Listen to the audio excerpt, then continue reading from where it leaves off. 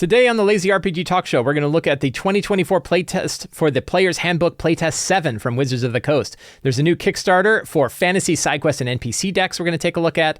There's now 5e content available on Demiplane. I'm going to take a look at a new big topic that I'm focusing on, which are adventure pitfalls. What are ways that our games, our sessions, and our adventures tend to fall down? How do we focus on why they fall down? What kind of common things we can see? We're going to dive into that a little bit. I'm going to talk about calling for checks, something that I've been learning while I've been playing Baldur's Gate 2. We're going to talk about calling for checks, something that I've been doing in my game, but something that I saw happening in Baldur's Gate 3, which helped reinforce the way that I tend to run a game and what that means. And we're going to cover our first batch of questions from the Patreon Q&A, and we're going to cover our first batch of questions from the September 2023 Patreon Q&A, all today on the Lazy RPG Talk Show. I'm Mike Shea, your pal from Sly Flourish, here to talk about all things in RPGs. The Lazy RPG Talk Show is brought to you by the patrons of Sly Flourish. If you want access to things like the City of Arches sourcebook, a dedicated Discord server, the monthly Q&A, and a whole bunch of exclusive stuff, you too can become a patron of Sly Flourish. It's a really, really great deal, and it's a great way to support me. You can find a link to that in the show notes. This past week, Wizards of the Coast released a new playtest, a new Player's Handbook playtest, Playtest 7. Rumor is that the time when we start to see DM playtests are going to be around Playtest 10. I think that is because they are publishing the Dungeon Master's Guide and the Monster Manual later than the Player's Handbook. What they said was that they're printing so many copies of the Player's Handbook that they can't print all three at once, that they're going to have to print them in 3 separate batches, which means it'll be a couple months, which means that in theory, they have a couple months to work on the Monster Manual and a couple months to work on the Dungeon Master's Guide before they work on the Player's Handbook. Another thing that I've heard them say, I haven't heard them say it for this one, but I've heard them talk about that with playtesting, which is that playtesting player material is harder than playtesting GM material. Because first, for a few reasons, the only really mechanical crunchy bits that GMs really have are monsters. And you can playtest monsters, and that's important. And hopefully we'll start to see them playtesting monsters. But they also have been testing monsters like crazy already in all of the other books that they've been publishing. Monster mechanics are less crunchy than character-focused mechanics are, definitely. I actually think they're right about that. And that's because if a monster's bad, we can just fix it. And we have fixed it many times. If a monster doesn't work out, we don't have to run it again. We can either find a new version of it or tweak it or whatever. We don't have to worry about the monsters much. But when character stuff isn't working right, it's going to affect our whole game. If a player picks a character with a certain subclass or a certain combination of abilities, and it really makes the game less fun, that could exist as long as they continue to run that character. In other words, like the lack of the word once per turn on a paladin's smite or on a monk's stunning strike have had huge detrimental effects on the game for 10 years. Not having that word on the intellect devourer, not having a way to get rid of its ability, that its detrimental ability, hardly anybody's ever really talked about it. You just house rule it and you move on, and you're not fighting intellect devourers constantly. You're only really fighting them occasionally. So the fact that there are a few 5th edition core monsters in like the 2014 Monster Manual that have weird abilities that just don't make sense, or that they just break it. Like you're cursed with a thing and you can never get rid of the curse because it never said how to get rid of the curse. It never said like, hey, you can use a lesser restoration to get rid of this. So like when you lose strength points, certain monsters, when they drain your strength, you can't get rid of them. That doesn't matter as much. But when Twilight Cleric comes out and Twilight Sanctuary comes out, and the way that Twilight Sanctuary works is just borked, it's permanent. I'm so tired of the conversations about Silvery Barbs, right? Like Silvery Barbs was a spell in one source book for a Magic the Gathering setting. YouTube video with 750,000 views talking about how much it has screwed up games. The only time I ever hear about Silvery Barbs is either somebody complaining about like, what the hell is this spell doing to my game, or other people talking about how it's just fine. I never hear anybody just talking about the spell like they talk about another spell. And it's one of like 6 spells that comes up constantly.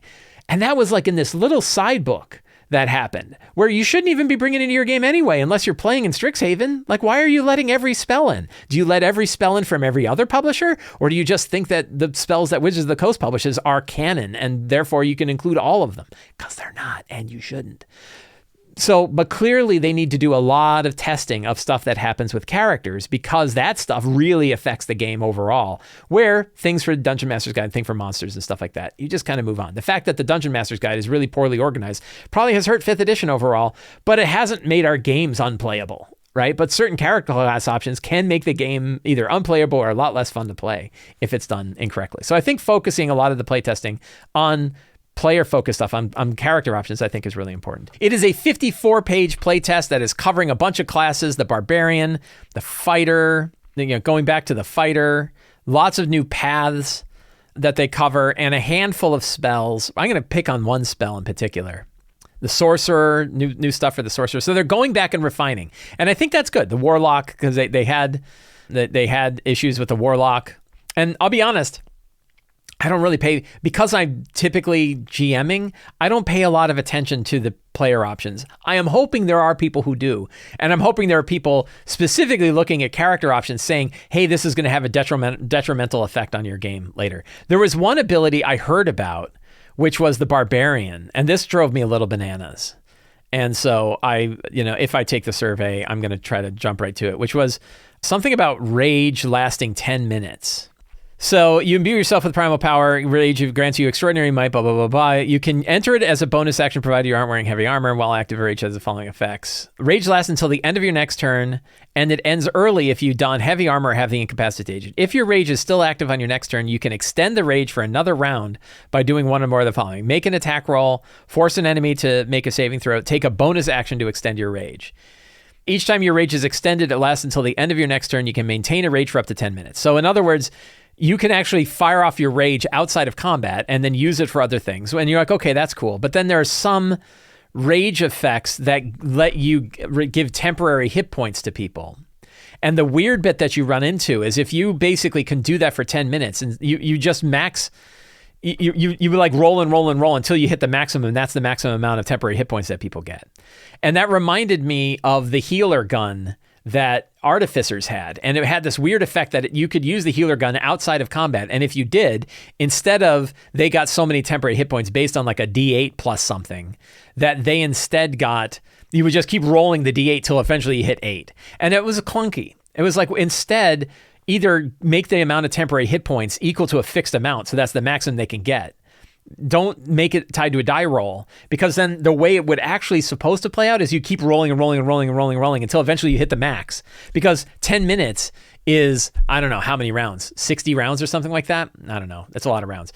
And like you're rolling and rolling around, or the DM just says, just take the max, right? And then you're just sort of like hand waving, like the whole thing is like, just, if you're going to rage outside of combat, and if you're going to maintain your bonus action to rage, and your rage lets you get temporary hit points to either yourself or to others, then just max it out, because we're not going to sit here waiting for you to roll a maximum on a die. That's just dumb. And instead it should be a fixed amount. So it worries me. 10 years into development of 5th edition, developers who are spending their time focused on this full time, playtests that have been going on for like a year now, and we're still seeing problems like that. And there's still classes out there that exist that have these problems. And it's like, I've seen it happen a lot. I've gone to Adventurers League and organized play events where the DMs already know about the fact that these things act weird and have a house rule that they just like, just do the max. I don't want to talk about it. Don't roll 38 D8s until you roll an 8. Just roll it, right? And it's like we already have to come up with these hacks to deal with these weird abilities that, like, if you use the rage outside of combat, this is something that has to occur. So I don't know. I mean, it's the first time they've done this, but it was like it didn't take people 5 seconds to see it and go, ooh, isn't this going to be weird that you have to roll temporary hit points, but you can just roll forever until you get the max? Like, make it proficiency bonus, right? It's, I don't know. So I'm a little worried because, like, well, what else what are we going to miss? And in between playtesting, what's going to come out that isn't going to have this stuff tested, and it's just going to come out, and now that's going to be the way it is, right? And now we're coming up with all new house rules. And if we have to come up with all new house rules to handle weird, dumb mechanical effects that nobody actually thought through when the book was published, I can already do that. I already have the 5th edition books from 10 years ago, and they work pretty well. So what are we improving on that we're now adding a whole bunch of new stuff that we have to house rule? Like the idea that the 2024 books are actually going to be better, I don't know that that's true. They will be better in certain ways, absolutely. And then they might inject a whole bunch of new stuff that we have to fix in other ways, right? And then some stuff is just not going to get fixed, right? There are some things that are just not going to work. And now I'm going to prepare for a Sly Flourish rant We're going to have a rant about one thing. I'm going to jump all the way, all this stuff. I'm going to skip all of it because I only care about one thing. And that's Counterspell. We're going to talk about Counterspell. Prepare for a talk about Counterspell. I hate Counterspell. I just do. I know. You love it. You don't have to tell me that you love it. That's cool. I'm glad you're happy. If it works fine for you, you're good. You don't need me to tell you it's not working. If it works for you, it's working. If it works for me, it's working. If it doesn't work for me, it's not working, right? So we get to decide whether it's working for us or not. And Counterspell just sucks. And I'll tell you why Counterspell sucks. It sucks in so many ways. But it takes a game that is a free-flowing, cooperative, story-based game and immediately turns it into Blue Deck Magic the Gathering. So the new Counterspell is still a reaction, 60-foot range, yada, yada, yada. You attempt to interrupt a creature in the process of casting a spell. The creature must make a Constitution saving throw. On a failed save, the spell dissipates with no effect, and the action, bonus action, or reaction used to cast it is wasted. If that spell was cast with a spell slot, the slot isn't expended. So it actually is now a benefit to characters more than it is a benefit to monsters. We never cared whether or not monsters lost spell slots because they're about to die anyway. Characters definitely hated losing a spell slot on top of losing a spell. So it's now more in favor of characters and player characters in specifics, but it still has all the same problems that Counterspell has. Do you know what spell is being cast? So the smooth form of Counterspell, the way that we normally play D&D, many of us play D&D, is you say, the evil wizard cackles with glee and then hurls a fireball into the middle of your party. It explodes. You each take 28 damage, DC 14 dexterity saving throw to take half. All right, bang, done. And instead they go, oh, wait, I'm going to Counterspell that. And you're like, shit, I already told you that it was a fireball. I shouldn't have told you that's a fireball. So then it's like, okay, what do you have to do instead? So instead you say, the evil mage cackles and begins to cast a spell. And then you pause and you look around the table. And it's like the eye scene from The Good, the Bad, and the Ugly. Everybody's eyes shifting back and forth. You look over at the bard looks at you, the bard looks over at the wizard looks at the bard looks over at you. And then somebody says, I want to counter it. And you're like, oh, okay. And they're like, but I don't know what spell it is. What spell are they casting? And I'm like, you don't know. And they're like, well, how can I figure out what spell it's casting? And you're like, well, I think Xanathar's Guide had a section on it. So let's look at Xanathar's Guide. Xanathar's Guide says that, yeah, you can use like an intelligence check to figure it out, but you have to have, you have to know the spell or something like that. And by the way, it's a reaction. But if it's a reaction, that means I can't counterspell. That's right. You can't counterspell. But what if I use my reaction to figure out the spell and then I yell it over to the wizard and the wizard casts counterspell? And you're like, okay, we'll do that. Right? Holy crap. Like how much, I mean, it was just supposed to be a fireball. So first of all, reactions are already a pain in the ass because reactions interrupt the flow of the game. They do. That's why it's a reaction. You're reacting to something. I attack you with a sword. Shield, I already get bothered by. And shield is super fast. Shield is like the guy attacks you. He rolls a 26 to hit and is like, I'm going to shield on that. Okay, bang, right? But all of the reactions require that instead of having a smooth path that goes straight from an action into the result, you now have to pause and go through these steps to figure out whether something occurs. And Counterspell is that way. Jeremy, we were arguing about this in the Sly Flourish Discord a little bit, and we went back to like Jeremy Crawford talking about what the intentions were, and his intention was you shouldn't know what spell you're countering. But that still means you have to then say, hey, I want the wizard starts to cast a spell, and then are you going to counter it? You have to know that they're going to do it. You have to pause the game, look over the people who have Counterspell and say, are you going to counter it? That just sucks. Also, losing actions sucks. So even though you're not burning a spell slot, losing an action sucks. And as a character, when you lose an action, it sucks. And one character burning a reaction at a third level spell to steal the action of another character who might have hit a bunch of dudes, that sucks. It sucks for everybody. Players certainly don't want to get counterspelled. Like, imagine if you had like a bunch of warlock wights that were running around and they're counterspelling people all the time. Your players would hate you. It sucks stealing their actions. They don't want to lose their actions. The fact that they don't lose their spell, that's better, but losing an action sucks. Like, it takes 12 minutes to go around. Action denial sucks. Level Up Advanced 5e, on the other hand, has a fantastic way of handling Counterspell that I will probably house rule straight into my game. So Counterspell for Level Up Advanced 5e has an interesting way of doing it. If the creature is casting a spell second level or lower, the spell has no effect and fails. You just do it. If the casting of a spell is third level or higher, you make an ability check using your spellcasting ability. So it works the same way the old Counterspell works. On a success, the creature spell fails and has no effect, but the creature can use its reaction to reshape the frayed magic and cast another spell with the same casting time as the original spell. This new spell must be cast at a spell slot level equal to or less than the original. So you essentially eat the spell, but then they cast another spell and they have to burn their reaction to do so. Now, the problem with if you can't mix these two, because if it doesn't eat a spell slot, it really has no effect other than burning their reaction. But I like this one better. I would probably say that they would have to cast the spell at a level lower. So they still can use their reaction to cast a spell. I would add that if that was on this one, that the caster could then cast a spell of a spell slot lower than the one they cast. I would like that better. The other tricky bit with this version of Counterspell is a 3rd level spell can stop a 9th level spell. That you don't have to upcast this one to burn out spells of a higher level. You can just use this to make the opponent use a Constitution saving throw and get it back. Now, the nice thing is it doesn't affect legendary resistance. It doesn't bypass legendary resistance, which means legendary monsters are not going to have their spells eaten by this. They'll just burn a legendary resistance to stop the counterspell. You know what's better? Not having counterspell. And honestly, like in my games, I would just tell players, I'd be like, look, it's not a house rule or anything, but I'll make it we'll have an arms agreement here. You don't counterspell, I don't counterspell. My monsters won't counterspell your spells. You don't counterspell. How do we feel about that? Now, there are some monsters that have special abilities that counterspell, and you're getting rid of those special abilities. I think it's worth it because I think counterspell is a big drag. Thus ends the Sly Flourish rant. Anyway, take a look at the playtest. Send them their feedback.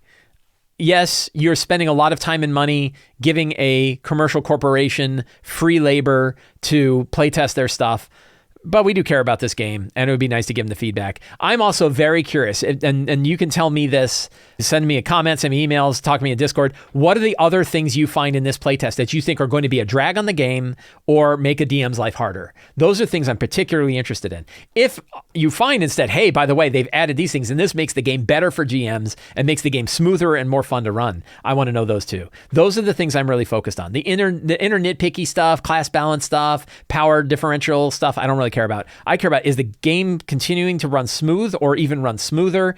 And is life getting easier or harder for the GM to run? Those are the things that I really care about. Take a look. It's available. It's free. Sign up for D&D Beyond and you can take a look. Big playtest. My friend Joe Wetzel over at Inkwell Ideas has a new Kickstarter for fantasy side quest and NPC decks. I really like these decks. So it's a deck of playing card sized cards. They have an NPC portrait on one side. They have an NPC description on the other. But then there's also side quest decks, which have very small locations with maps on them. And on the back, give you enough material to run some interesting locations. It's a really cool improvisational aid. He's run Kickstarters like this in the past. And you can take a look at exactly like the kind of things they've got. Different formats. I think this one's focused mostly on fantasy, but he has a bunch of ones for different sort of settings. If you want a science fiction one, if you want things like that.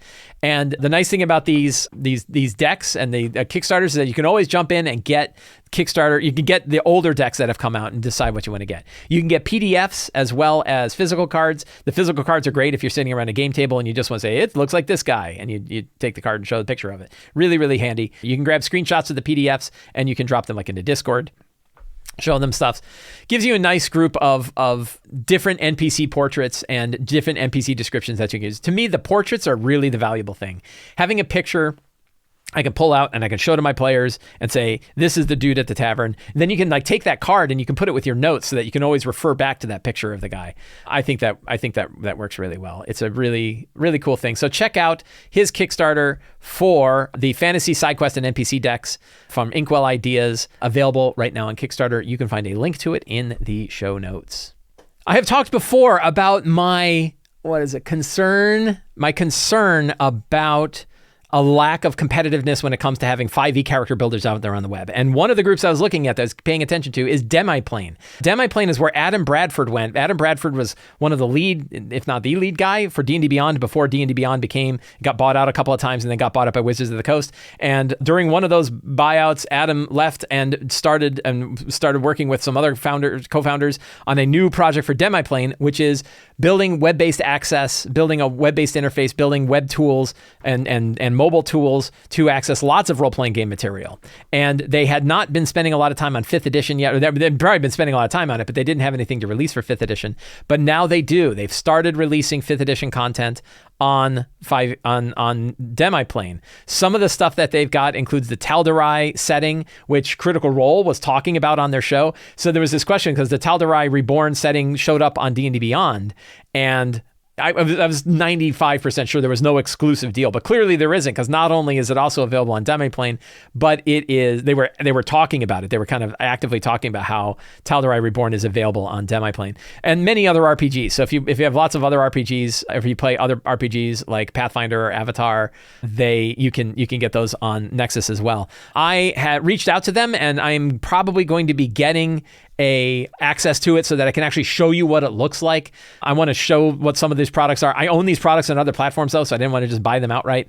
But I reached out to them and they said that they would set me up with an account so that I can show you the kind of things that they've got. Right now, they don't have character tools, so that you can't build a character out of it, but you can have a web view of these products that you can share with your players. So they can sign up, you can sign up, and there's some number of them that you can share it with. And that ability to share character-focused information to them is a really, really valuable tool. It's a way to ensure that you have a wider range of different 5e published material that you can share with your players. And they have a whole bunch of different publishers. Let's see if we go to our 5e. So they have a bunch of different publishers that are on board. I don't know that they have a lot of different products from these publishers yet. But Cobalt Press, for example, put up Toma Beast 1 and 2, including the new version of Toma Beast. That's available on there. Ghostfire Gaming has the Grim Hollow Monster Grimoire. So it looks like right up front, there's a lot of different monsters that you're going to have on here. So there's a couple different publishers. And of course, we have Darrington Press with Tal'Darai Reborn, which is a setting. So we're starting to see things. I bet you publishers are starting to kind of experiment with this. Sure, we'll try it out. We'll give you a couple of different products. We'll see how that works. So hopefully this expands. And I have high hopes for this. And why? So why am I so eager to see Demiplane and the 5e Nexus on Demiplane do well, and then always worried about what's happening with D&D Beyond? And the reason why is that, you know who's not going to be a direct competitor of other publishers on this platform is Demiplane. Demiplane, I get, they have their own kind of sponsored RPG product, I believe. I think that they're in tighter with a Marvel multiverse game. I don't really know exactly what the deal is than they are with like other publishers. It's not like they took a third-party publisher and bring them on the platform. But when it comes to 5e, which is really, you know, I focus a lot on 5e stuff, the fact that it is going to be a fair platform for all publishers to be able to publish there, I think is outstanding. Anybody from Wizards of the Coast happens to be listening to my little show here and is in a position to either influence it, please consider supporting Demiplane. It would be really awesome to see official Dungeons & Dragons products supporting Demiplane like it's supported on D&D Beyond, like it's supported on Roll20, like it's supported on Fantasy Grounds. And then I'd like to see it extend to Demiplane, and I'd love to see it extend to Foundry and other platforms too. If it's really like, you know, if we're trying to get out of this idea of having like non-competitive spaces, put it out on all the platforms and let us decide which platform works best for us. Guess what? D&D Beyond is still going to be the number one source by far where people are going to go find D&D related material. Roll20 though, I think it's head and head with Roll20. But support other platforms too. Let us choose which tools we want to use in order to get the platforms, in order to get the material that we want to get. I think would be outstanding. And it looks like they're doing a really good job. So I'm very eager to see it. When I get access to it, I would probably do another show where I can show one of the products. We can actually see what it looks like. Right now, you can just share main products. You can't build character builder stuff, but they're hard at work on doing character builder stuff. Apparently, they have it for Pathfinder, and apparently it's working really well for Pathfinder too. Again, a good resource for that. So let's see. Very eager to see it. I reviewed a book a couple weeks back called The Adventure Crucible by Robin Laws, a really fun book that talked about different adventure models, what the kind of keys to those adventure models are, what sort of the main hooks are to bring in those adventure models. It's a really, really good book. I highly recommend it. You can check out the review. You can also pick it up. There'll be a link to this book in the show notes. It had one small page in it where it talked about this thing called Adventure Pitfalls. So back in the book, there was a section called Fun Ruiners. And the Fun Ruiners took these scenario structures: dungeon, mystery, chain of fights, survival, and intrigue. Those are the 5 kind of adventure types that Robin focused on in this book, and talked about what are the things that get in the way of the fun part of those adventures. And it was like areas that can't be entered, areas that provide only one choice of where to go next for a dungeon, failure to gain information for a mystery, steps towards the next fight are not apparent in a chain of fights, a means of defense or escape are not apparent in survival, or NPCs who don't want anything from the PCs, or negotiating partners the PCs have no way of meeting, are fun ruiners. And I was like, that's very interesting, but I think that's a whole big topic. Like, I think you could write a 54-page book just about the fun ruiners of RPGs. What are the things that get in the way of a good time when it comes to an RPG. And I was like, I want to start thinking about this. I want to start talking to people about this. I want to get feedback from people on this. This is a topic where I really want to like dive deep and bring stuff back. And at first I was like, I'm going to write an article, because when I go, whenever I get something, I'm going to write an article about this. This is important. I'm going to write an article. And the problem is that like it would be an article that's like 50,000 words. So instead I'm like, I'm going to break this down into specific pieces, and I'm going to focus articles on specific pieces and put them all together in a chain of articles that are called like what I'm calling adventure pitfalls, right? What are these fun ruiners? And I started like jotting some notes down on what are the common things that I've heard about where the fun gets ruined when it comes to running these RPGs. And I'm not sure even that adventure pitfalls is the right way to refer to it, because people might think like, well, from whose point of view? Is it from the point of view of the GM, like what's not fun for GM, or what do players do that ruin it? Is it from the point of view of players of what GMs do to ruin it? Is it what adventure publishers are doing that make games bad?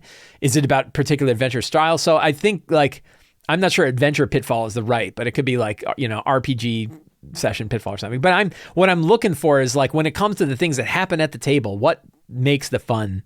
What breaks the fun? I just talked, somebody brings up Counterspell. Counterspell's a fun ruiner. And it is. And I'll tell you where it is. And that's because it removes agency, right? The issue with Counterspell is it takes something away from somebody. That Counterspell, the value, the fun part of Counterspell is the fun you've taken from someone else. And that's why I think it sucks, right? I think you took away something that they were going to do. You took their action away. And that's why, players hate it when they get counterspelled. And I'm pretty sure GMs don't like it when their monsters get counterspelled, unless you're expecting it, right? And like you can lean into it with lightning rods, and you're like, I'm just going to put guys out there. The whole purpose is to cast spells that get counterspelled. Okay, you can do that. Like lightning rods are a good way to do it. So I started jotting some stuff down, and actually I think that I'm going to start grouping these into topics. But here's just a list of some of the ones. When you can't find the clues that you need is a real fun ruiner. You want to go forward and you can't find any clues, and you don't know how to get places. You don't know what to do. Like that's a real drag for players when they feel like, and the GM, especially like the GMs who hold their cards close to their chest, who are like, well, you didn't search under the box like you're supposed to search under the box. When there's no decisions to make. Scenes, I'm bad at this. This is something I do. I ruin fun in my game. And one of the ways I ruin fun in my game is when I set up scenes that seem really interesting, but there's no decisions to be made. There's no choices. There's nothing to do. The players sit there and they watch an NPC talk to them, or they hear about stuff, and it's all exposition. And they didn't roll a check. They didn't negotiate. They didn't make a choice. That's not making a choice, not having a decision to make is a fun ruiner. Too many downward beats, definitely a fun ruiner. That when you're going through a dungeon, you're getting traps sprung on you, you're fighting hard battles, you're getting worn down, more traps are sprung, you can't find what you want to find. Too many downward beats, too much stuff. Oh, you got hit with another lightning bolt again. Oh, you made 5 footsteps, you got shot in the eye with a poison arrow. That definitely is a fun ruiner. It makes people want to not play the game. Too much exposition, not enough action. That's kind of similar to the no decisions being made, that essentially like just things are happening, but you're not really involved and your character's not really doing stuff. What are the things that you can do? Meaningless time sinks. Oh, we're rolling a random encounter. You're going to fight 3 bears in the woods. You're not going to learn anything from these bears. It doesn't actually propel the story forward at all. We're just going to have a combat in here. You see this a lot with like adventures where they're expecting, I'm going to pick on AL adventures, but sometimes AL adventures will just have what I refer to as the meaningless middle, right? That you have an adventure where it's like, well, it's 4 hours long. We need to put stuff in here. How about you fight some bears in the woods? Right? But you didn't need to, it's not helping you get to the end of the adventure. You're not learning anything. The good ones, you learn stuff from every encounter that happens. Too much travel. Travel is a real drag. This is something that I'm struggling with Empire of the Ghouls, is making travel meaningful but not boring is hard. And when you're doing a lot of travel, the original Tyranny of Dragons adventures had a lot of travel, thousands of miles of travel. Storm King's Thunder has miles of travel. Empire of the Ghouls has miles and miles of travel. Too much travel can be a drag. It's, unless because you don't know what to do with it.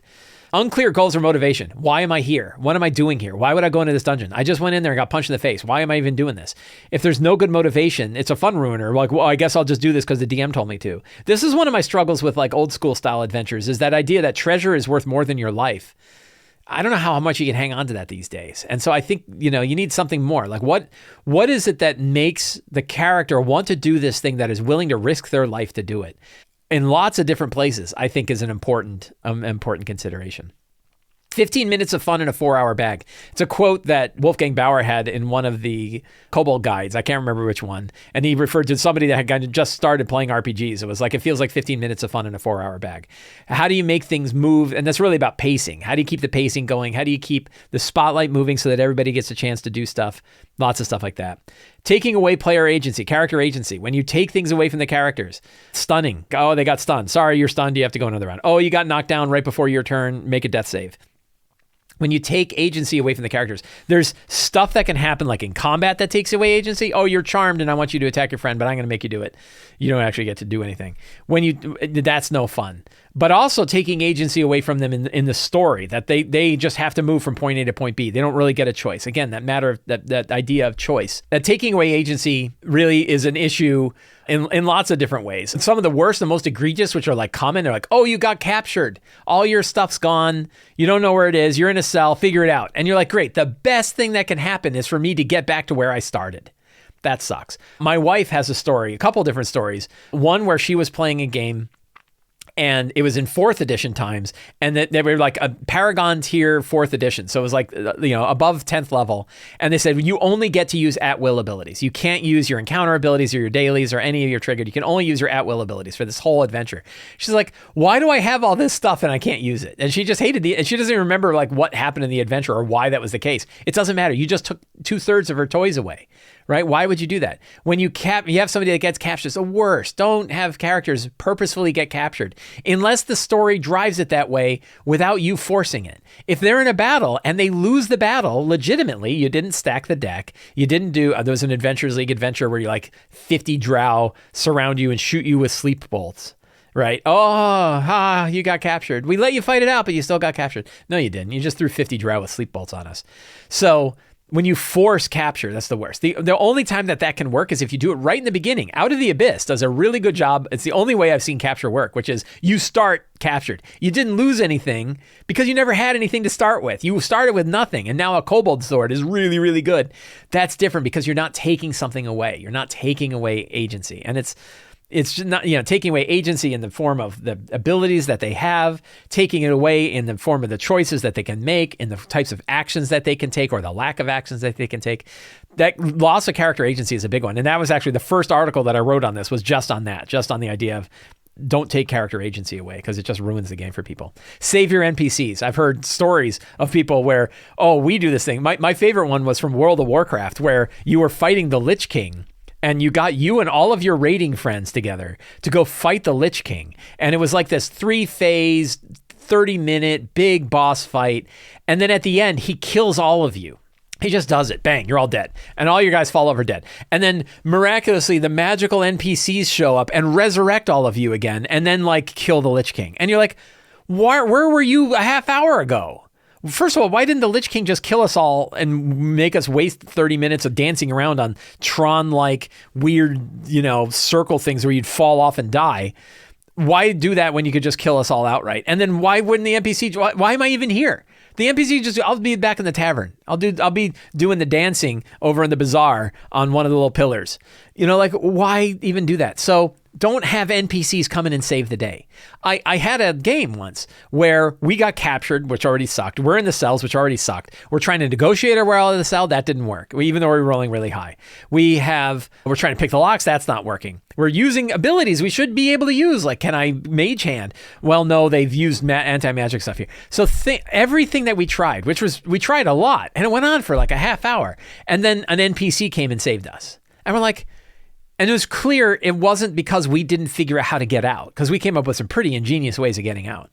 It was because the story was and the NPC was going to come and save us. That's really bad. There are all these different pitfalls. I think this is a really deep topic. I think there's lots of different ways to think about what are the ways that adventures tend to fall down that are common, that happen, that actually happen at our table, and how do we make sure that stuff's not fun anymore? So something I'm going to be paying more attention to. I'd love to hear your ideas. Please leave comments, send email, talk about it in Discord. Tell me what you think about what common adventure pitfalls, what are common things you see that happen that you've experienced, that maybe you've done. Let's be honest with ourselves. I do some of these things. I've made these mistakes. that we do these things sometimes because they feel right at the time. And you're like, oh God, I just made the whole game not much fun because I was like being too hard on them, or I didn't take control of certain things, or I took control away from things. We do these things. So what are yours? What are the ones you've seen as players? What are the things you've seen as GMs? What are the pitfalls for our games? Things that we put in place with the best of intentions and they fall flat and they actually make the game worse. I'm really interested in that idea. I've talked about things that are available to patrons of Sly Flourish. I'm going to show one of them off. I have a bunch of different things that patrons of Sly Flourish get, but kind of each week I want to take one and I want to highlight it. And there's one here, I've talked about it before, but I want to talk about it again because I think even patrons don't necessarily know that I have something like this. I mention it, but I'm not sure that they even necessarily know that I have it. So as you know, I do this show every week. And on this show, I talk about many different topics. And I've been doing it now for a few years. And I do Patreon questions where people ask me questions about RPGs and we talk about those questions and we talk about potential solutions and things like that. We put all that stuff in there. But I want to talk today about the Lazy GM Talk Show topic database. So what I have done and what I do every week, I went back and looked at all previous episodes of the talk show, and I now do it every week when we do a new one, as I keep up a database of all of the topics we talk about on the shows. So these aren't just links to the shows. They're links to the individual segments of every show that I've done. There are now 1,400 of these topics, any given topic that you want to have, and it all pops up on this database. You can go in here and you can do a search and you can say like theater of the mind, and you get 3 different times where I've talked about theater of the mind and abstract maps back in 2023, that was earlier this year, tactical combat and theater of the mind, RPGs that emphasize theater of the mind, and you can click on them and it goes straight to that topic in the show. So you're skipping, you don't have to go through the whole show. You can go just to that topic. 1,400 of these. Every Patreon question that I've talked about is in here. You can also, if you just want to see I just want to see the Kickstarter spotlights. You can do just Kickstarter Spotlight and search on that. And that shows you the 76 different Kickstarter spotlights. Oh, there's where I talked about Knave too. What did I have to say about that? Right? We can figure that out. Hey, now that Mike's actually been playing Shadow Dark, it would be kind of fun to look at when he did the Shadow. Now, instead of looking at Shadow Dark, you could just type in Shadow Dark. There's a Shadow Dark RPG Kickstarter Spotlight back in March, right? And you can see what I had to say about it. So all of the shows, all of the links to all of the individual segments of all of the shows that I have done, I don't know how far back it goes. How far back does it go? Back to 2020. So 3 years worth of these shows are now available with all of the links. This is an exclusive feature to patrons of Sly Flourish. So if you're a patron of Sly Flourish, you can get access to this database. It's actually a really great way to see if you're going to ask a Patreon question, whether or not somebody's already answered this question. Or you go back and you say, yeah, well, he did, but he didn't answer the specific thing that I want, but I went and looked at the other ones, and now I want this other take on that, or it changed or something. You have lots of different ways that you can use this. But, I create a lot of stuff, right? And I talk about a lot of stuff. And the way I look at these is like, here's 1,400 topics that I've talked about over the past 3 years that you can get access to every single individual one with a single click off of a single database. And I think an hour later, the database is up to date. It's automatic. I have Python scripts, magical Python scripts in the background. Actually, it's a whole process. Sundays is when I actually set up all the videos. One of the things when I'm running my Python scripts that help me get the videos ready for YouTube is it generates a giant CSV, a giant comma separated file with all of the links and all the topics and all the stuff. And then it's generated into this beautiful HTML page. Beautiful. It's boring HTML page, but it works really well. And it works on mobile. So it's really nice. And it's very fast. The search is really, really quick because it's all happening browser based. So that is the Lazy RPG Talk Show database. Just one of many different features you get for becoming a patron of Sly Flourish. Please consider signing up. You can find it in the show notes. I'm playing Baldur's Gate 3. And I'm enjoying it. I'm enjoying it thoroughly. I don't have a PC capable of running Baldur's Gate 3, the PC version, so I instead got the PlayStation 5 version a few days ago. I've started playing it. I'm like 8 or 9 hours in. I really enjoy it. The typical interaction of a 5e game, which is a typical interaction of almost any sort of D20 based game. The GM describes the situation. The GM describes what's going on. The player, hearing that description, says that they want to do something. If there's a meaningful opportunity for failure, if there's a reason why this might fail in a way that still is part of the story, then the GM might call for a check. And they would say, like, in order to do this thing, you're going to have to roll a check. The DC, the difficulty class for this check is going to be some number, usually between like 10 and 25. And then you tell them what ability is this going to be. This is going to be a DC 15 intelligence check. If you are trained in Arcana, you can add your proficiency bonus for Arcana. And then they would roll the check. And then you tell them what they learned because of the check that they made. But if you think about that, it's basically GM describes the situation, player describes what they want to do. If there's a meaningful chance for player, the GM calls for a check, and the GM tells you what ability you're going to roll on, and then you tell the result based on whether you succeeded or failed. And that's described in the player's handbook. It's described in the Dungeon Master's Guide. It's described in lots of different places. One of the things that I do, though, and I have an article that I wrote about this, which you can find down in the show notes, called Our Ability Check Toolbox. I wrote this back in 2018. It's probably due for a refresh. It's a long article. It's got a lot going on in this article. And it talks about lots and lots and lots of different ways that you can use ability checks for lots of different things. Lots of ways that are, and it talks about where its rules is written and then where it deviates. Hey, these are other ways you can use it. But one of the common ways that I use ability checks is before players even describe what they want to do, I will call for a check. So the example is, I would say, like, you're with torches lit, you're walking down the hall, you can see spider webs weaving from the heat of your torch, and they expose interesting pictograms that are on the wall. Anyone who is trained in history can make an intelligence history check. And I just jump straight to it. And then, I've got history, and I'll roll, right? And then the people who have history, they roll. And you say, from the picture, if whoever succeeded, on the assumption they succeeded, if they all roll, like, we all rolled a 6. I'm like, the pictograms are strange to you. You don't know what they say. But it could be, you see the twisted forms of a tentacled beast, which you know is Demogorgon that's on the wall, or whatever. Probably that would be a religion check. But you could also do history or religion, or you could do history, religion, arcana. You can do that. And it's really smooth. I always felt like I was sort of going against what 5th edition expected when I was doing so. I always felt like, it's a shortcut. It works for me, but it's kind of not the way the rules as written work. And then what I discovered playing Baldur's Gate 3 is that's exactly what it does. That my 4 characters will be wandering through the woods, and all of a sudden I'll hear the clink of dice as all 4 of my characters make nature checks. And they all go, ooh, and 3 of them are like, boo, boo, boo, as they all fail. And then one guy's like, ding, and it's like, hey, there's a thing under that rock. And you go and you find a magic chest and you dig it up and you get like a magic chest with some stuff in it. And I was like, that's really interesting. It's kind of fascinating that the game has this way where as the characters are just walking through the world, they will roll checks. It's not passive checks. You could say like, well, that's how passive checks work, right?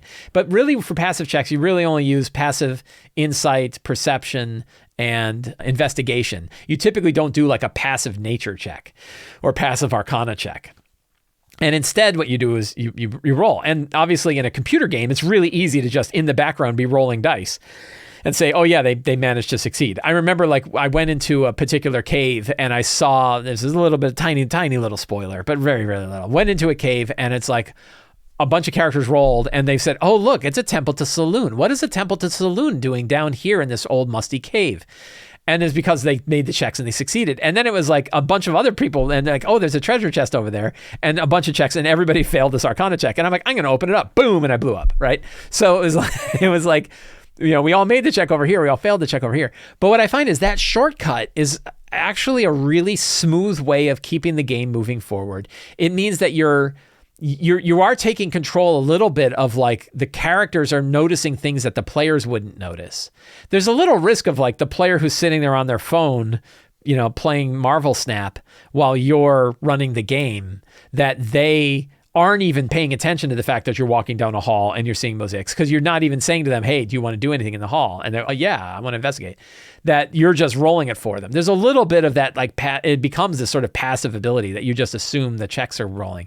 So there's a little bit of a worry there, but it also makes the game run really smoothly. And you can very quickly say anybody who's trained in a certain skill. That's another shortcut that I do that isn't really rules as written, which is that you typically don't say that you don't lock things behind skill proficiencies. You shouldn't. You shouldn't lock vital things behind skill proficiencies. But I think saying only those who are trained in religion, arcana, or history can make these checks is a way to say you're rewarded for the fact that you picked those skills. Only someone trained in athletics or acrobatics could possibly do this one thing. Even though you could roll and you could roll really well, you're not trained in it. They're trained in it. They've done this kind of thing before. And then of course you can use training and a skill proficiency to automatically succeed on something. Those who are trained in arcana already know this. You don't have to roll. Because you're trained, you already know it. Those are like, and that's all discussed in this like abilities check toolbox idea. But it was justifying to me to see it work in a computer game. that as the characters were wandering through, skill checks were just happening and the results of them were coming right out, and skipping over the idea that the characters have to be active participants in every time that they want to interact with something outside of like perception and investigation and insight. That worked really well. It was something that kind of was eye-opening to me. It gave me some justification for the way that I've been like secretly running things and not really want to tell people. Even though I did talk about it in my article, I've talked about it before. But that idea of like sometimes you can just roll checks automatically, and if sometimes you could roll checks where it isn't based on training. Everyone can make the check, and whoever rolls the highest is the one that discovers the vital piece of information. Even if they rolled low, whoever got the higher roll, their character, because they rolled high, now they're the one that can do it. I talked with some other fellow designers about this on Friday. I mean, we have like a Friday chat with a bunch of designers get together and we talk about stuff. And I asked them about it. And they brought up the point that like, a lot of times you hear advice, which is don't roll arbitrary checks. Like don't just ask players to roll when it doesn't really matter. If they need to learn something, they should just learn it. And we all kind of agreed in that chat that's not great advice, or at least we have found that to be contrary to the enjoyment of our game. Players like rolling dice. I like having players roll dice. It's fun. So doesn't mean you have to lock something behind it or that they can't get. I think the argument about don't roll arbitrarily is like, don't make somebody roll to open a door if they've got to get through the door for the adventure to move forward. But you could also say they're going to get the door open. It's how badly or how much do they succeed? I've had people roll like an athletics check to like lift open a big door, and they rolled like a 5. And I was like, you still managed to pull up this big iron portcullis, but you get this pain that starts at your left shoulder blade and radiates down to your left buttock. And it's like, that you're going to be feeling that for the next 3 days. Every time you get up off the bed, you're going to feel that line, and it's going to be there for like the next 3 days. It's going to really suck. No, a greater restoration won't fix it. True resurrection, killing yourself and true resurrection, you'd wake up and you'd still have that line in your back. There's just no way to get rid of it. And it's a little flavorful thing. It has no effect in the game. You're not saying you're -1 in checks from now on. You don't have to do anything like that. You just can use those rolls to kind of shake up the story. So I think having players roll a lot is totally cool. And I think we want to roll the dice. We like rolling our dice, right? We had there must have been more than 100 years worth of experience in that chat we were talking about. And all of us were agreeing, like, we like rolling dice. Players like rolling their dice. Don't shy away from asking your group to roll a dice check. Even if you're like, well, clearly they can't fail. If I ask everybody in the group to roll a check and the DC's 12, so what you can do is say, who did the best? They're the one that really discovered it. I've definitely had the shade of gray where like, this part of it, but because you rolled above a 20, even more. There's all kinds of stuff. So check out our ability check toolbox. I'm probably going to read through it again and update it because I think it's worthy of an update. But it was really interesting to see this play out in Baldur's Gate 3, and I really enjoyed it. Let's do some Patreon questions. We have a new batch of Patreon questions from September 2023. This is a Q&A that I put up on Patreon every month. Patrons can put up any RPG-related question. I answer all of them on Friday mornings. Some of them I bring here to the show. Some of them become catalysts for other articles or other videos that I do. Alex W. says, how far off is Baldur's Gate in terms of how D&D actually works in real life? Baldur's Gate 3 really helped me getting my TTRPG fix, but I'm not sure if it's an accurate realization of the true and blue TTRPG experience. Hey, I just talked about this, right? That it's been really fun. It is definitely 5th edition. It's really cool. I've been talking, all my friends are playing it. And we're all talking about it all the time. And they're more ahead of me than I am. They've been playing for a month. I've only been playing for a few days. But we all kind of agree it's fun. And what I like about it is that I know it. I know how the system works. I can, when I played Divinity Original Sin 2, which I loved, done by the same publisher, really, really good, but they had their own system that you had to kind of learn about. Now it's pure 5th edition. So I know what the spells do. The other thing that Baldur's Gate 3 does that's fantastic is that a lot of the spells that you tend to not pay attention to matter a lot. So like Speak with Animals is huge. I don't have it yet, and I'm sad. I actually just got some potions of Speak with Animals, and I want to go immediately use them and talk to a bunch of animals because there's really fun things with Speak with Animals. I was walking by, and there's like 3 cows, and again, it rolled the group check, and I rolled a nature check, and it was like, that cow is looking very intently at me. And I was like, I bet I need to go talk to that cow, right? There's lots of ways where Speak with Animals matters. And so I don't have a caster that can cast Speak with Animals, but like, that's not a spell you would think is vital to the fun of the game, but it is. Speak with Dead is critical to some parts of the game. disguise self. There's all these like spells that are not sort of just blast things that have major effects in Baldur's Gate 3 that I think is really fun. In fact, probably more so than they even do in our in our home games, in our regular tabletop games, because we don't really pay attention to them that much. So it definitely has that freedom and fluidity to it. Obviously, the number one thing that Baldur's Gate 3 is really missing is groups of people getting together to sit around a table and play games. So I don't think it's a replacement for D&D. I think it's fun and I love it. And if you don't really have a D&D group, but you want to play D&D, I think it's totally fine. But I think that it is still missing that, human, all of the people getting together. The GM is building the world as you go. Like, as much as there's like a story customization to it and it's really focusing on the characters, a lot of inner character development and all that stuff that's going on, it can't be as much as a human being can do. It's not as much as a GM could do to really understand your character, the choices that you're making while you're making it, and everything like that I think is really good. Baldur's Gate 3 is multiplayer. Yeah, so Bonker Fictitious says Baldur's Gate 3 is multiplayer and plays differently with MP. I haven't seen it, so I don't know what it is like playing a multiplayer. And that's probably a very good group. Bonker, just Bonker. He changed his name. So, probably great to get your friends together to play Baldur's Gate. Again, I had a lunch with a good friend of mine yesterday, and all we did was talk about playing Baldur's Gate. So there's still good social interaction, even if you're playing by yourself. Talking to other people that have played is bringing people together to talk about it. So there's definitely that. I'm not worried about it like overtaking the TTRPG experience too, but I think it's fantastic. And I'm really, really glad to see such an awesome game that is doing as well as it's doing, that's as fun as it is, that's also built on D&D lore and D&D 5th edition rules and everything like that. It's really fun. Some of the things that it's got that I think are really neat is like it's got guidance cheese. It has guidance cheese built into it. So a lot of GMs kind of complain about how guidance is just this D4. Like, if any character has it, you're just adding a D4 into any check that you're doing. And some GMs are like, no, you have to say it in a certain way and you can't just do it all the time. And then I was like, hey, whatever, just add it. Who cares, right? Like, oh, God forbid you should succeed more often. This one has that, where like if you have a character that has guidance, you're just adding guidance to every roll, and it's really kind of funny. But I thought it was funny they built a specific interface for the guidance cheese. It's like, just add guidance, just add it, just don't worry about it. It's really fun. So I like it. I think it's great. I think it captures a lot of the feeling of D&D. The lore is really there. The how the spells all work is really there. I like it a lot. I'm enjoying it a lot. I'm not worried about it replacing my home TTRPGs. I'm not canceling games. I did have players who were joking about like, yeah, I had to question whether or not I should come to your game or go stay home and play Baldur's Gate. And I was like, I hope you'll still come to our home and play D&D. So they were joking about it. I don't think to my knowledge, no one has yet not come to my game and would rather instead play Baldur's Gate 3. So that's good. Ben H says, I recently started a combat where the players were against two creatures, and on the first turn of combat, the more powerful of the two creatures was banished through banishment to their home plane. In response, I buffed the other creature, mainly tuning up the damage dial, but it kind of felt like I was invalidating what the characters did. In situations where a save or suck spell completely takes a creature out of a fight, how do you deal with it? Looking back, I kind of wish I had just had the other creature retreat instead.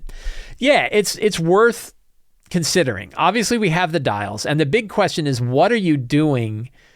Why are you changing the dials if you're changing the dials? Now, so another one is, did the players notice? So if you give a creature some extra attacks now, because it's making up for the fact that the other one didn't have extra attacks, did the players notice? And they're like, oh, great, this creature just got harder because the other one disappeared. Then that's probably not great. Did you do it just because you're like, I expected the game to be at a certain challenge level and it wasn't, so I'm going to increase it to make sure the challenge level is still there? That might not be great either. It's hard. It's hard to ask why you should do something like that and why not. The way I refer to it, I talk about my 4 dials of monster difficulty, which is the number of monsters, the hit points of the monster, the amount of damage that they do on an attack, and how many attacks they have. One of the things that I talk about a lot is that these dials have springs in them that want to spring them to the average. So you should start by just staking to the average and then only turn them if you think there's really a good reason, good fun, a good in story way to do it. An example of like a dial that you can turn is like if you have players, say they're fighting a Helmed Horror. Helmed Horrors have really high armor classes and they don't do a lot of damage. They're actually kind of weak in that way. And maybe if you're running a Helmed Horror, you might say at a certain point, it rips its armor off and the fire that is fueling it it burns down to its sword. And now it does an extra, D8 or 2d8 damage on its attacks, but now its armor class is only 15 instead of 18 because it ripped its own armor off to do so.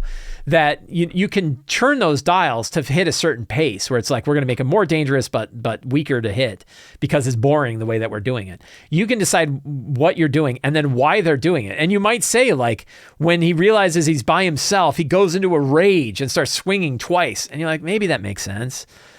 But you have to look at it and say, so it's important to examine your feelings about why you felt like that was wrong.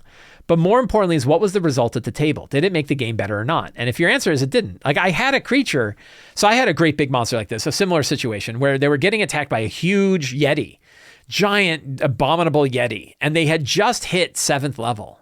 And it came roaring in, and they banished it on round 1, and it disappeared. This was also a creature they'd heard about for a long time. It was this particular, it was all covered in blood, so it was red. It was a red Yeti.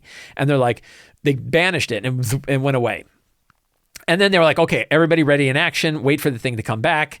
It pops back in. Then they all attack with their readied actions, and off it goes. That, and they beat it, and they remembered it because they set up this whole strategic thing of, I'm going to cast Polymorph on you as a mammoth. You're going to charge in as a mammoth. You're going to do this extra damage to the mammoth and knock it prone. Then when it's prone, we're all going to come and beat it to death, right? And they had this like banish, red Yeti banish mammoth prone technique that they're like, oh, we're going to use that for everything now, right? And it was like this routine of like how to kill, and they did. They totally killed it, and I let them totally kill it. And then my reaction to that next time was, I'm now going to put more monsters out there for them to banish. So when they were fighting like the ice, whatever her name was, I don't remember the adventure, who was it? The Frost Maiden, right? They're fighting the Frost Maiden. And I had her rock flying around, and her rock has like 250 hit points and hits for like 50 damage. And they're like, if you don't banish that rock, you're in real trouble. And boy, they're just hammering banishes on it, trying to get rid of it. And finally they did. And like, now nobody let my concentration get broken because we got to keep that rock away, right? That was when I learned about lightning rods. It was actually that experience is what got me to think more about how lightning rods work in the game. So the big question is like, why do you think about, why do you do the things that you do, and how does it make sense in the world, and how does it make the game more fun, and how do the players feel about it is the real thing I'd be hanging on to. Were they excited by it? Did they still say, wow, this guy's hitting really hard now? Or do they say like, you're cheating? Right? That, figuring that out is a good question, but their dials are there for a reason. They're not there to discount players doing things. They are there to make the game fun. And the question is, when they banish something, and if the other part was weaker, is it more fun for it to just be weak? Probably. Or is it more fun for the thing to get beefed up and explode, and now it's doing twice the damage that it was doing before? Maybe. It's hard to say. And it's very much circumstantial on how all that works. So Ben, hopefully that gives you some ideas about how to think through the situation, more so than just saying like, yes, you were totally fine to do it, or no, that was bad. But there's a lot of nuances there and how to tweak those dials and why to tweak them. And that's something we all have to learn. Nicholas H says, since you've been running Shadow Dark, what tips do you have for those coming from 5e to OSR for handling the rulings, not rules aspect of the game? I don't. This is a good question, and I am too young and new in this whole type of game to be able to really answer it. I can't say. If you watch my shows where I've been going through my Shadow Dark prep, then you can see how I'm trying to understand this myself. Sometimes I'm bringing my own ideas in from a style of game that does not necessarily match with the rulings, not rules style of the game. So it's definitely, I really don't have enough experience to be able to speak to it. So this is a good question. I kind of put this in here because I think it's important. Ask me in a year. Ask me at least when I'm done with Shadow Dark. When I've run my Shadow Dark campaign, I will at least have had a campaign underneath me where I could say, well, this is how I dealt with it. In the first 4 sessions, the specifics of handling rulings, not rules, is, I kind of run that way already, right? I play pretty fast and loose with the rules for the fun of the game. And that idea that like we have tools in our toolbox of when to call for checks, when to have situations go a certain way, when to put the hard screws on the characters, when to let things light up. I already have a rulings. I feel like I have a rulings, not rules idea to it. Some of the other aspects of OSR I don't hang on to very well. I haven't hung on to very well. That idea that the GM is really a referee, not a facilitator. I can't get into that role. I don't want to be a referee. I don't want to be, my job is not to build a challenge, that the characters may or may not overcome, regardless of how fun it is. I'm not there to teach lessons to the players. I'm not there, I want the story to be fun and interesting. Fun and interesting stories can come from failure, and I don't shy away from that. But I'm not going to put people through like a painful gauntlet that takes an entire session, because it's boring. If it's boring, it's my fault, right? Like my job is to make the game interesting. That interest can come from threat and failure and success and everything else. But I'm not willing to sit back and let the world operate without me tugging on some of the lines to make sure that the game is still fun for my friends who are sitting around the table. That's an aspect that I'm still dealing with and still understanding. And that's fine. Like, we all have a different way. We all have different ways that we run these games anyway. I'm really enjoying my Shadow Dark game, and so are my friends. And even though I've only taken, I don't feel like I've taken like massive control over it. And, we'll see. And then maybe I'll screw up. Maybe I'll take too much control and I'll kind of ruin the fun of the game, and they'll know. So we'll have to see. Benjamin M says, I have good ideas and use your preparation technique. However, during the heat of battle during my session, I tend to remember to incorporate about half of my ideas as I'm trying to keep the game moving and listening to my players. Any advice? Yeah, you're doing great. Don't worry about it. Again, all of the rules, they're not even rules. All of my guidance, all of the stuff that I offer in my various books and Return of the Lazy Dungeon Master and everything else are there to serve you and your game. If you're doing fine, if you feel like you've got what you need to run the game, if the players are enjoying the game and having fun, if you're having fun, if you feel you've managed to push down some of that pre-game anxiety of like, oh my God, I don't have everything I need. If you've managed to get through that, it's working. On the idea of using about half, I've talked before about secrets and clues. I prep 10. And then I usually only give away about half of them. That's pretty consistent. And that's about right, because I don't know which half I need and I don't know which half I don't. And I know I want to have more than I need because I don't want to run out. That's perfectly fine. Same way with NPCs, same way with treasure, same way with all of the stuff. Probably that my experiences match yours, that I use about half of what I'm using, but I don't know which half I need. So it's still worth prepping all of it because you want to know which parts you're going to necessarily need. It's the idea that you don't want to prep too much. You don't want to, that 3 quest idea. If I'm going to offer 3 quests to the characters and they're going to pick one of them, I don't want to fill them all out because I don't know which one they're going to do, and I don't want to spend too much time on 2 quests they're not going to go to. Stuff like that.